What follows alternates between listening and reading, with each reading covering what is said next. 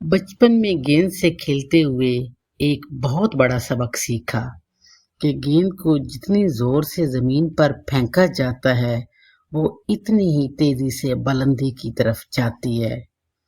یہ زندگی کا عام تجربہ ہے کہ پھول حاصل کرنے کے لیے کانٹوں سے ہاتھ زخمی کرنے پڑتے ہیں۔ تجربہ نہ صحیح لیکن مشاہدہ ہے کہ بلند چوٹیاں سر کرنے کے لیے پتھروں پر چلنا پڑتا ہے۔ کندن بننے کے لیے سونے کو آگ میں جلنا پڑتا ہے۔ نگین کو تراش خراش کے عمل سے گزرنا پڑتا ہے۔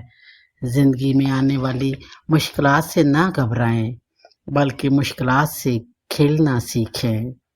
ساحل کے سکون سے کسے انکار ہے لیکن ساحل کے سکون سے کسے انکار ہے لیکن طوفان سے لڑنے میں مزہ اور ہی کچھ ہے۔